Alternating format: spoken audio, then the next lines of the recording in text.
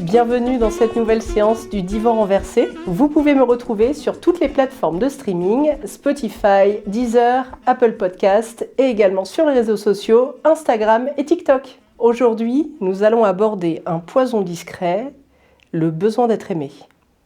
Ça nous est tous arrivé à un moment donné d'avoir absolument envie d'être aimé par quelqu'un, une personne bien spécifique et on est prêt à tout.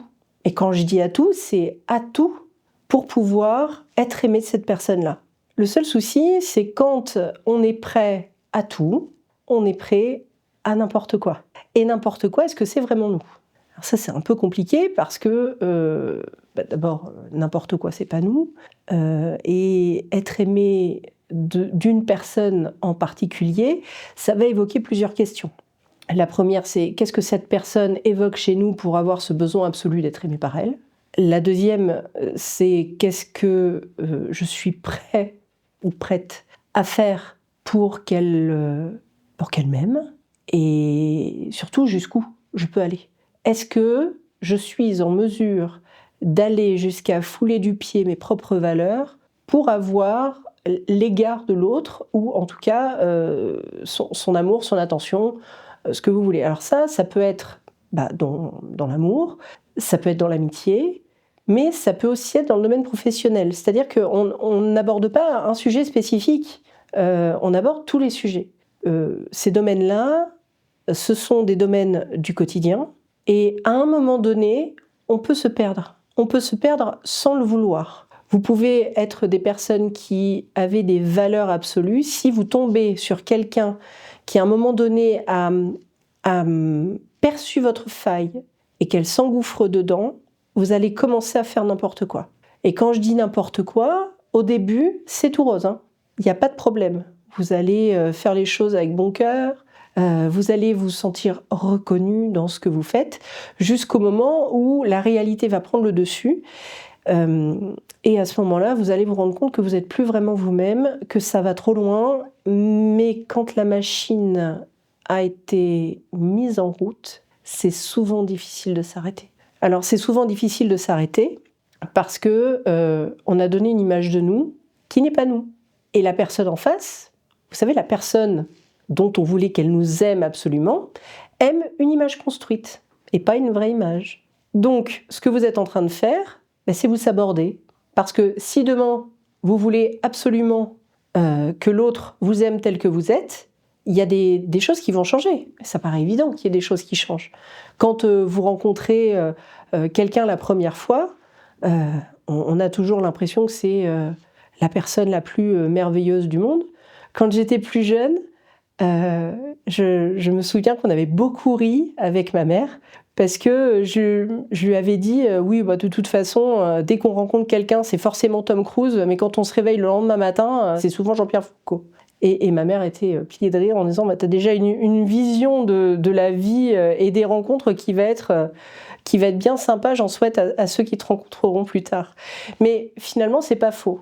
Dès qu'on sort, ne serait-ce quand on sort, garçon, fille, ce que vous voulez, on va s'apprêter, on va avoir envie de paraître pour nous-mêmes très jolis. On va avoir envie de donner une image de soi.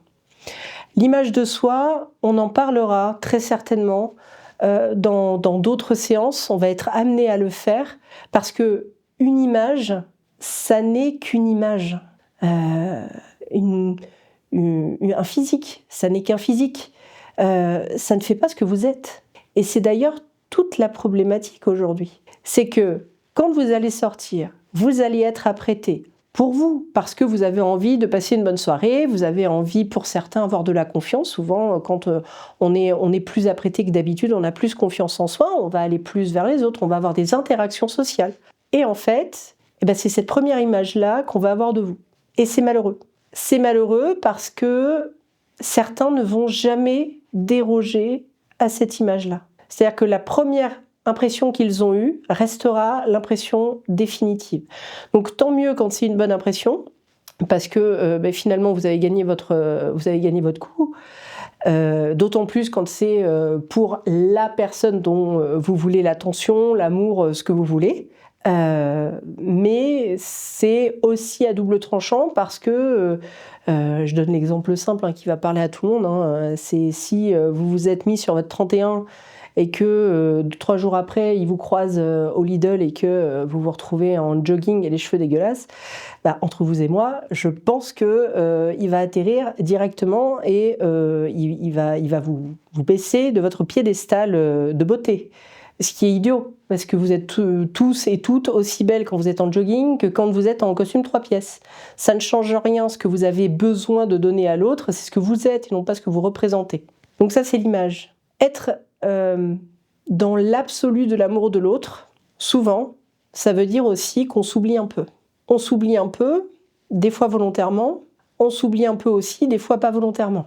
Et là, ça devient plus problématique, parce que il y a des personnes qui vont avoir cette impression de toujours vivre dans le paraître et dans une image qui se sont construites socialement pour pouvoir avoir, alors je vais vous dire des bêtises, mais par exemple pour avoir un maximum de vues, si on reste dans l'idée des réseaux sociaux.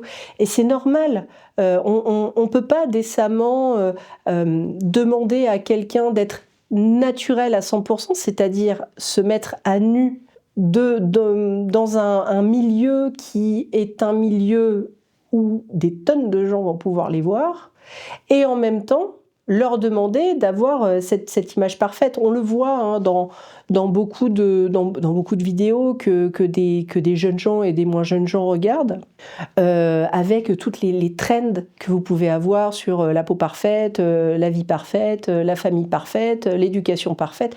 Oh, c'est trop parfait là. Arrêtez d'être parfait, juste soyez vous, 5 minutes, ça sera déjà bien.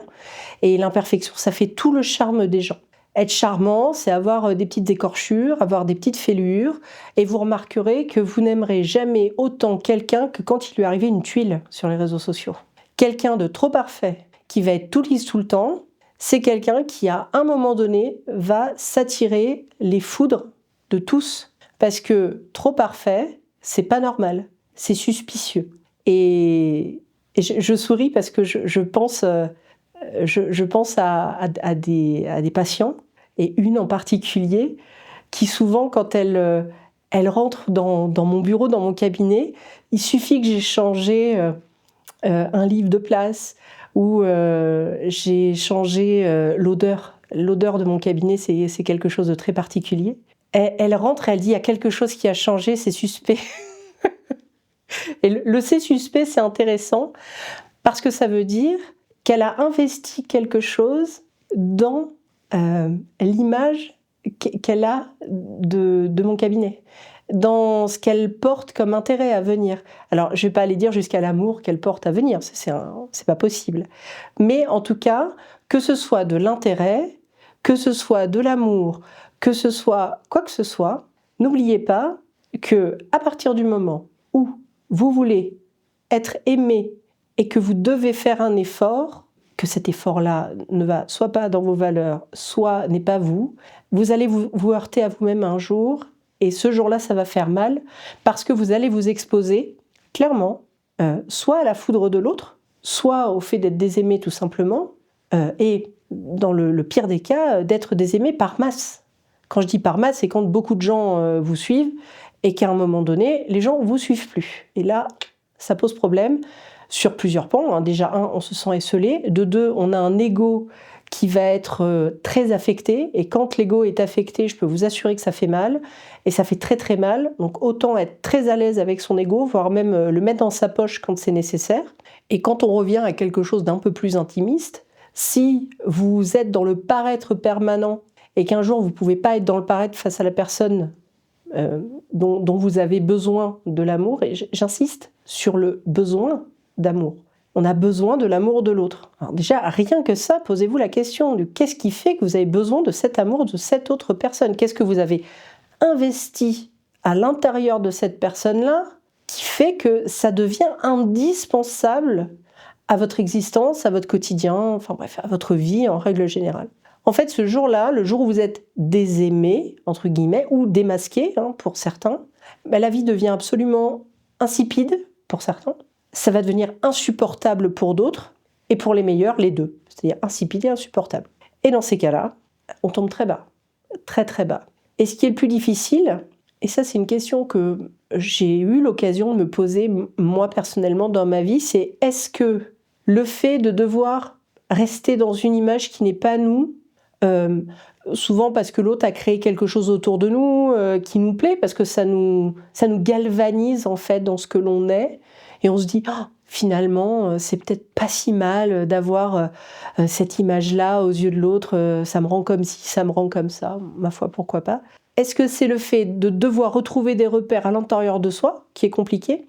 Est-ce que c'est le fait de se rendre compte que l'autre n'a fait qu'aimer une projection une projection qu'il a eue de nous, en fait. Et une projection qu'on a de nous, que l'autre a de nous, c'est quand même presque problématique. On peut se poser la question du « qu'est-ce qui fait que je ne peux pas être naturel ?»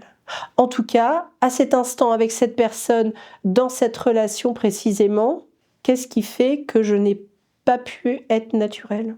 Alors, il y a une chose aussi qui est importante, c'est que souvent, et ça, je pense que pour beaucoup, on l'a rencontré, vous avez des gens, comme je le disais tout à l'heure, qui ont projeté quelque chose de vous et qui vont décrire une personne qu'ils vont rejeter à un moment donné, qui est tout sauf ce que vous êtes, tout sauf ce que vous avez donné de vous-même.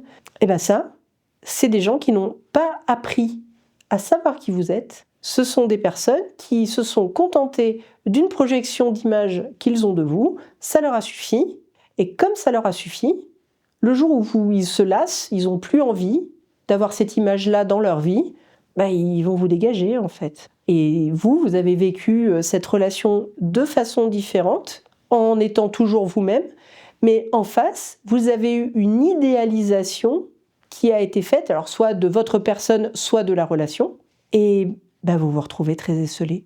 Alors on se retrouve esseulé forcément parce que, en vérité, on est seul. On se retrouve esseulé parce que nous, on s'est attaché peut-être à la personne et non pas à ce qu'il projetait sur nous. Et là, ça c'est difficile, et ça fait mal en fait, de se retrouver face à une relation qui a été basée sur du néant. C'est quand même assez insupportable. Et quand je dis basé sur du néant, c'est vraiment basé sur du néant. C'est-à-dire qu'on ne peut pas vous reprocher ce que vous n'êtes pas, et ce que vous avez peut-être jamais montré, pour ceux qui n'ont pas adhéré en fait à cette projection. Pour les autres, ceux qui ont adhéré à l'image qu'on a voulu que vous soyez, eh bien ces gens-là, posez-vous la question du « est-ce que vous ne vous sentez pas beaucoup plus libéré depuis que vous avez réinvesti votre être, votre moi, ce que vous êtes, ce que vous ressentez, et non pas ce que l'autre a attendu de vous. » Alors on va se poser peut-être la question du « mais d'où ça vient ça ?» C'est facile de savoir d'où ça vient. Souvent, quand on était minot, la seule chose qu'on voulait, c'était correspondre à l'image que les parents voulaient de nous.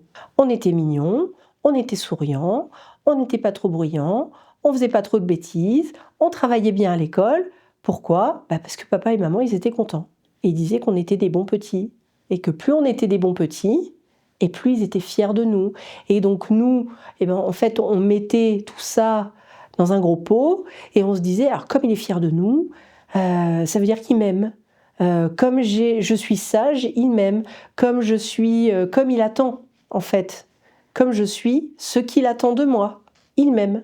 En fait, le parent, la seule chose qu'il veut de son enfant, forcément, c'est qu'il soit bien élevé, ça on va pas se mentir. Il faut qu'il soit bien élevé. Mais il veut que son enfant développe sa personnalité, développe son raisonnement, développe sa compétence à être lui-même. Sauf que, pour la plupart des parents, et attention, c'est pas un reproche, c'est comme ça qu'on agit tous en tant que parents, c'est selon notre propre projection de parents. On se dit, mon fils, ma fille sera comme ça, il faudra qu'il fasse ça. Vous en avez beaucoup des parents qui projettent sur leur enfant des fois des destins que eux-mêmes n'ont pas réussi à avoir, souvent parce que ça ne s'est pas posé à eux, souvent parce que ils n'ont pas pu l'atteindre pour x, y raison. Des fois, c'est souvent par médiocrité aussi qu'ils ne l'ont pas atteint.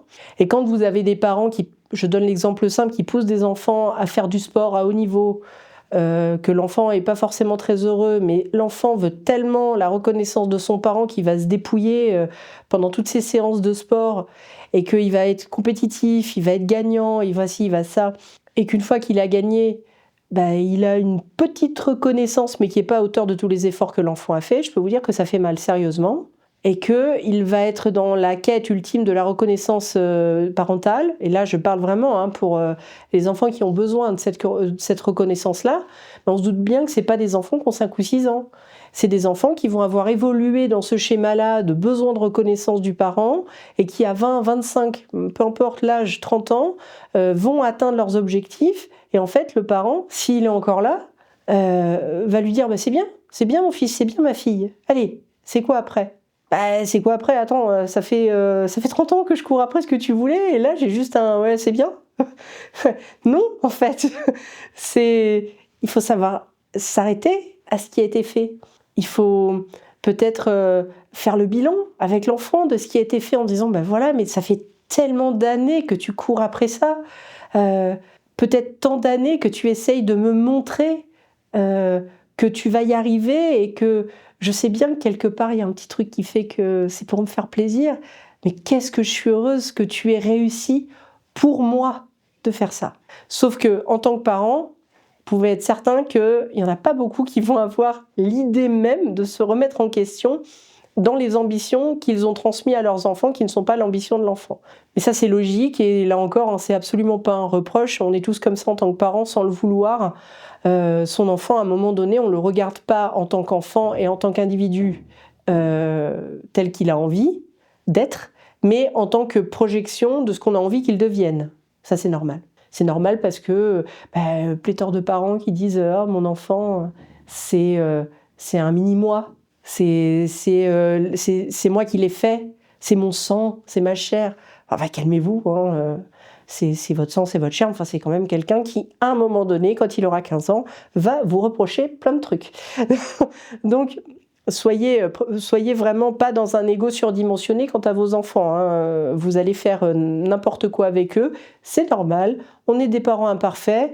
Et j'ai envie de vous dire, ça permet aux enfants de voir que le monde adulte n'est pas un monde parfait, et que eux aussi, pour se construire, ils ont le droit de faire des bêtises. Et on ne peut pas leur reprocher. On peut leur reprocher de se mettre en danger, on peut leur reprocher de ne pas respecter les règles parce que ça ne correspond pas à quelque chose dans lequel ils vont pouvoir évoluer sereinement dans la société, mais on ne peut pas leur reprocher de faire des bêtises pour découvrir la vie. Maintenant, quand on est enfant et qu'on évolue dans la vie, qu'on a eu ce schéma-là, où on courait après, très certainement, après une reconnaissance parentale, en fait, ça va nous poursuivre. C'est-à-dire qu'on court après la reconnaissance de son professeur qu'on aime bien.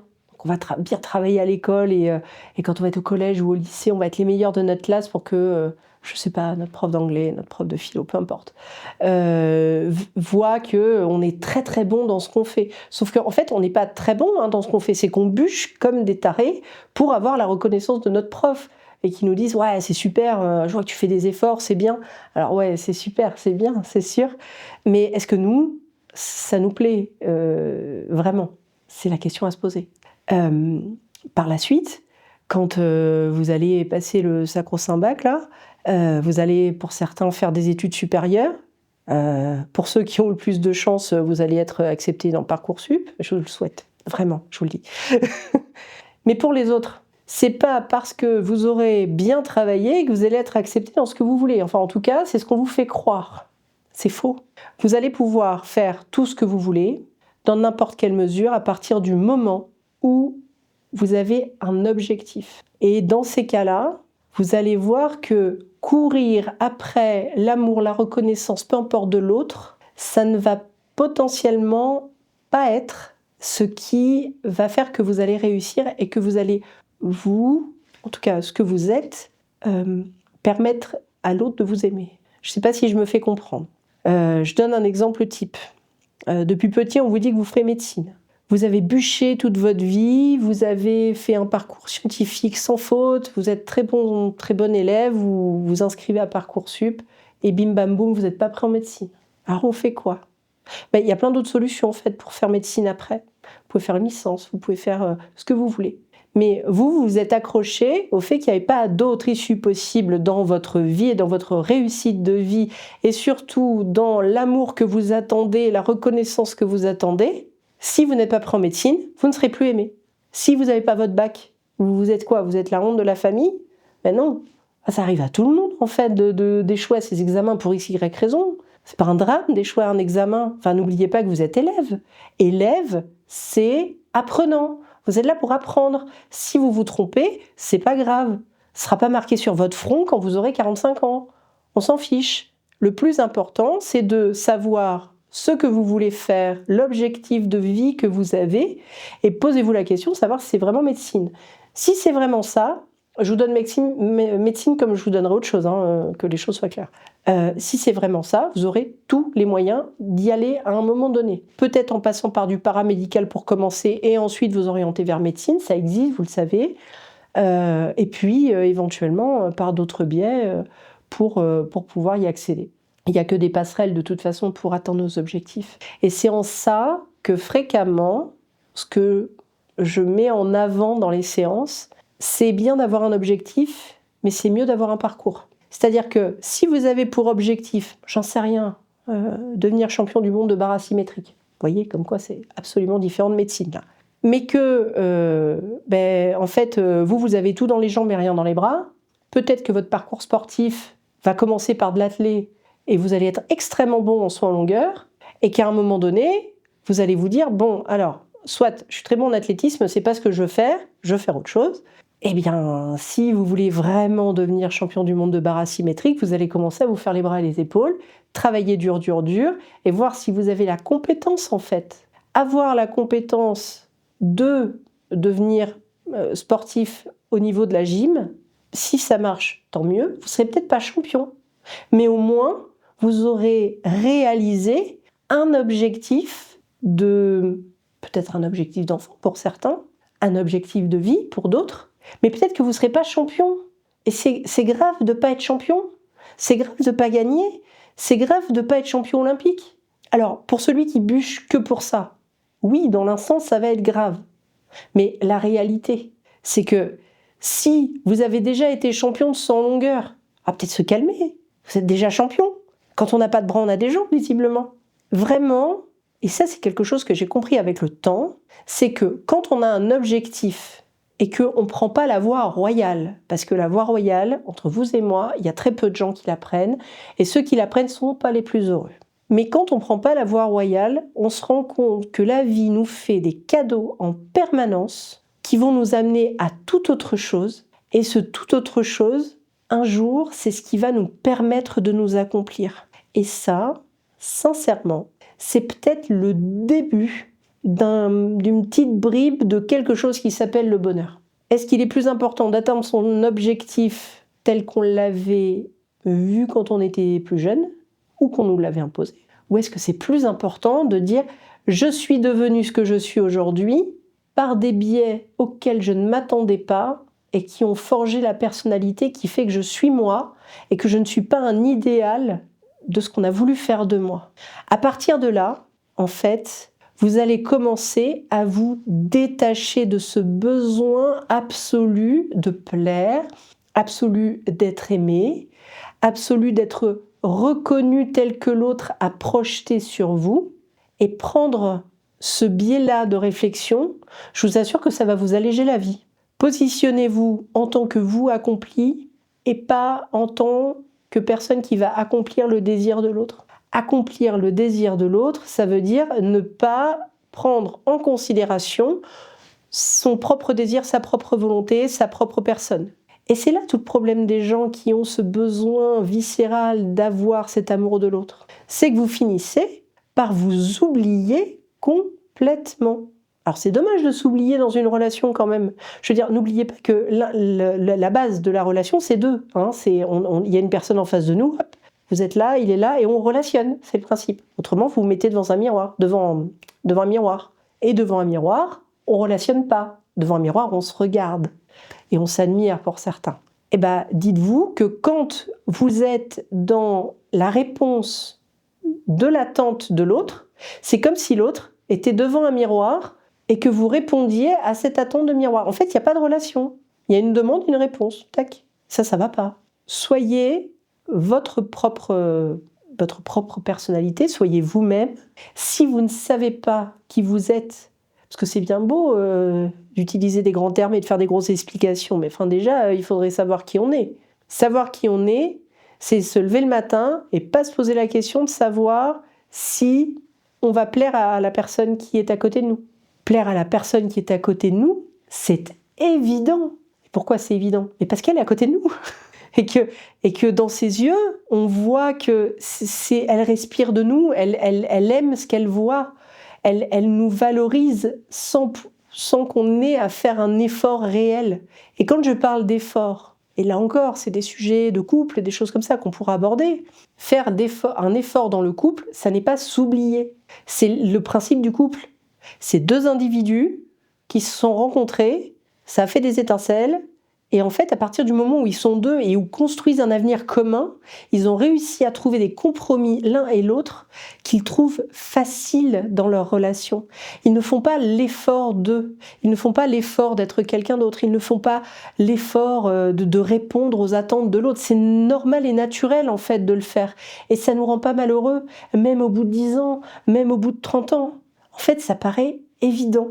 Et quand ça paraît pas évident, il y a un matin où on se réveille, où on se dit « Ah, alors attends, je sais plus qui je suis, je sais pas ce que je fais là, et la personne à côté de moi, c'était pas vraiment celle avec laquelle j'étais le premier jour. » Du jour où vous allez vous dire ça, très sincèrement, il y a de fortes probabilités que vous commenciez à vouloir créer autre chose ailleurs. Et créer autre chose ailleurs, ça veut pas dire que vous allez créer mieux. Ça veut juste dire que si vous ne tirez pas les leçons de la relation telle qu'elle a été, à savoir que peut-être vous avez porté une relation idéalisée qui n'était pas la vraie relation, que peut-être vous avez vu en l'autre quelque chose qu'il n'était pas. Donc là encore, on est dans l'idéalisation de l'autre. Peut-être que l'autre vous a fait porter quelque chose ou une image que vous n'étiez pas non plus, avec des injonctions XY, maintenir son poids, maintenir sa beauté naturelle, avoir un corps parfait, enfin, je dis n'importe quoi, mais ça peut être ça, et se rendre compte que ça ne nous épanouit pas à terme, parce qu'on ne vit pas dans l'injonction quand on est en couple. Quand on est en couple, on vit dans le bonheur d'être avec l'autre, de le rendre heureux, dans le bonheur qu'il nous rend heureux également. Tout ça, là, c'est de l'alchimie. C'est quelque chose qui, si la magie existait vraiment, peut-être qu'elle existe, mais si la magie existait vraiment, ce serait le abracadabra de l'amour, en fait. Et c'est chouette, ça. Se dire qu'on a rencontré quelqu'un avec qui on va pouvoir faire la potion magique d'une relation. Et c'est celle qui va, quand on est deux, nous rendre invincibles aux yeux du monde. C'est celle qui va nous rendre le plus heureux du monde. Pour d'autres, peut-être, on va pouvoir marcher au-dessus du sol. C'est le principe d'être amoureux, ça. On a l'impression d'avoir la chapelle Sixtine dans la tête tous les soirs quand on se couche. Enfin, c'est incroyable. Alors que dans l'absolu, juste on est tranquille avec l'autre et on est à l'aise. Et parfois même, on n'a pas besoin d'en faire une caisse. On n'a pas non plus besoin de prouver à l'autre qui on est. Ça, on l'a souvent dans les débuts de relation, quand on a très très envie de se faire aimer par l'autre. En début de relation, on va, pour certains, se mettre dans des sauces pas possibles, parce qu'on va lui payer un gros resto, parce qu'on va essayer de mousser, en fait, de valoriser éventuellement ce que l'on a, plutôt que ce que l'on est. Alors, c'est chouette dans l'idée de faire un peu ça. Mais sauf que pour certaines personnes, c'est pathologique et ça devient très, très, très problématique quand on se rend compte qu'on ne peut pas tenir ce train de vie-là. Ne mentez pas sur ce que vous êtes. Ça ne fera pas de vous quelqu'un de moins bien, ça fera juste de vous quelqu'un de vrai. Et être vrai fait qu'on peut souvent avoir du vrai amour en retour. C'est-à-dire que si vous avez très très envie de vous faire aimer par quelqu'un, eh ben ce quelqu'un-là doit voir en vous ce que vous êtes profondément. Mais alors pour ça, posez-vous la question de savoir si vous êtes dans la connaissance de vous-même. Est-ce que vous savez qui vous êtes vraiment? Est-ce que vous n'êtes pas dans une image permanente de ce qu'on a voulu que vous soyez? Est-ce que vous n'avez pas évolué dans un environnement, alors sain ou malsain, peu importe, mais dans un environnement qui a en fait mis un couvercle sur la personne formidable que vous êtes? Les gens, quand on leur demande qui ils ont du mal à exprimer qui ils sont. C'est difficile. Alors, beaucoup, et vous le remarquerez, si on vous demande qui vous êtes, vous allez donner votre nom, votre âge, votre profession. Alors, vous n'êtes pas ce que vous faites. C'est bien beau de se présenter par ce biais-là, mais qu'est-ce que vous avez à apporter? C'est compliqué, c'est réducteur. Est-ce que vous voulez donner de vous, pour qu'on vous aime, une image très réductrice? C'est dommage de faire ça. C'est très dommage. Vous avez tellement de potentiel. Vous avez tellement de besoin d'accomplir encore des choses. Vous présentez en tant que « Bonjour, je m'appelle Karine et je suis sur le chemin de l'accomplissement de ma vie. Tu veux faire un bout de chemin avec moi ?» Bon, ça a l'air un peu niais ce que je dis. Je vous assure que si vous vous présentez comme ça, vous allez peut-être passer pour quelqu'un d'original, mais on aura peut-être envie de faire un petit bout de chemin avec vous, parce que c'est vachement sympa, parce que justement c'est original, et que vous mentez pas. Vous n'allez pas mentir sur ce que vous êtes. Moi, je suis en pleine construction, malgré l'âge, malgré le fait d'être assis dans la vie professionnelle, malgré le fait pour certains d'avoir aussi une assise de réputation, parce que la réputation, c'est important.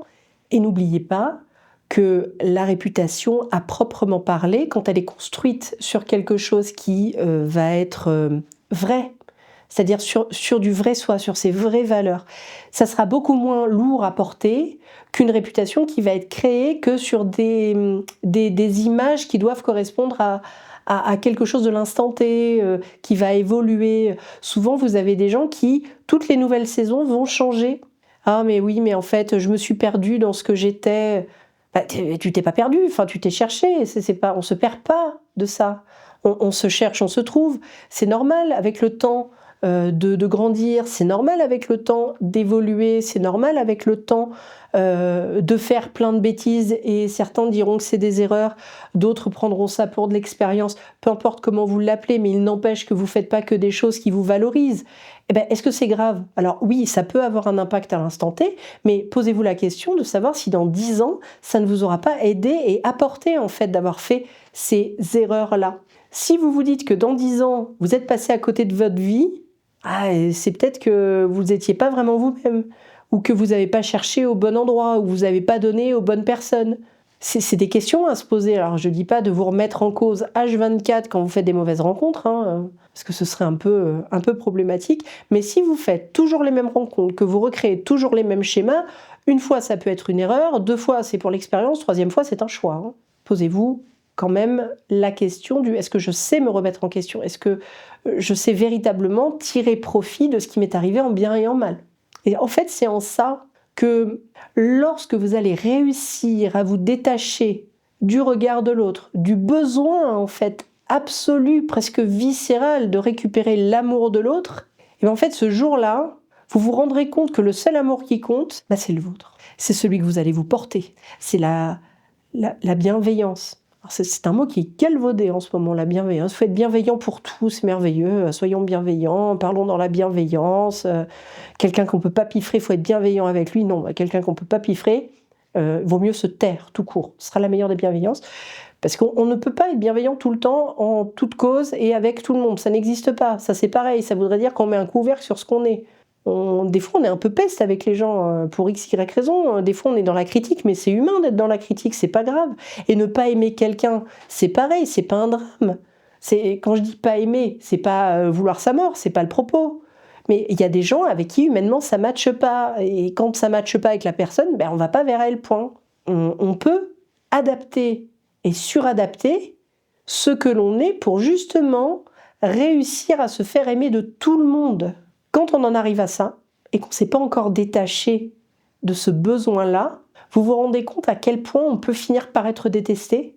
En fait, on ressemble à des girouettes. On va être dans une suradaptabilité, et cette suradaptabilité-là, quand elle arrive, elle mène au burn-out émotionnel.